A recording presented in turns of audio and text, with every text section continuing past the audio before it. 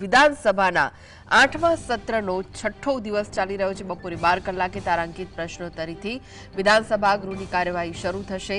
ઉર્જા અને પેટ્રોકેમિકલ્સ, પંચાયત અને ગ્રામ ગૃહ નિર્માણ, આરોગ્ય, પરિવાર કલ્યાણ અને તબીબી શિક્ષણ અને સંસદીય બાબતોના પ્રશ્નોની ચર્ચા થશે।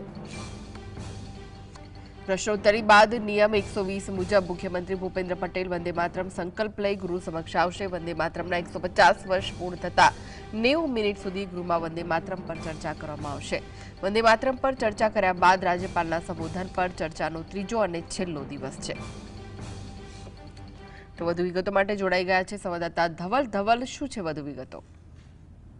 ચોક્કસથી કૃષ્ણા વાત કરવામાં આવે તો વિધાનસભાના બજેટ સત્રનો છઠ્ઠો દિવસ છે આજે, અને છઠ્ઠા દિવસની શરૂઆત બપોરે 12 વાગે તારાંકિત પ્રશ્નોત્તરીથી ગૃહની કાર્યવાહી છે તે શરૂ કરવામાં આવશે ને જે વિભાગના તારાંકિત પ્રશ્નોત્તરી થશે તે વિભાગની વાત કરવામાં આવે તો ઉર્જા અને પેટ્રોકેમિકલ્સ, પંચાયત અને ગ્રામ ગૃહ નિર્માણ, આરોગ્ય, પરિવાર કલ્યાણ અને તબીબી શિક્ષણ તો સાથે સંસદીય બાબતોના જે વિષયો છે તે વિષયોની વિસ્તૃત પ્રશ્નોત્તરી છે તે ગૃહ સમક્ષ કરવામાં આવશે અને પ્રશ્નોત્તરી બાદ જે મુખ્યમંત્રી અને નાયબ મુખ્યમંત્રીને વિશેષ અધિકાર મળેલા છે તે મુજબ નિયમ 120 મુજબ મુખ્યમંત્રી ભૂપેન્દ્ર પટેલ વંદે માતરમનો જે સંકલ્પ છે 150 વર્ષ વંદે માતરમને પૂરા થયા છે તેનો સંકલ્પ છે તે લઈને ગૃહ સમક્ષ આવશે અને ગૃહ સમક્ષ તેની 90 મિનિટ સુધી જે ચર્ચા છે તે પણ કરવામાં આવશે। વંદે માતરમને 150 વર્ષ પૂર્ણ થતા સંસદમાં પણ આ જ પ્રકારનું ઉત્સવનું આયોજન પણ કરવામાં આવ્યું હતું। તે જ પ્રકારે ગુજરાત વિધાનસભામાં પણ આયોજન કરવામાં આવશે અને વંદે માતરમ પર જે ચર્ચા છે તે ચર્ચા પૂર્ણ થયા બાદ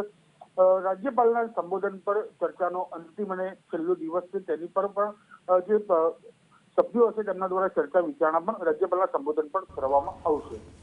જી, આભાર માહિતી આપવા માટે।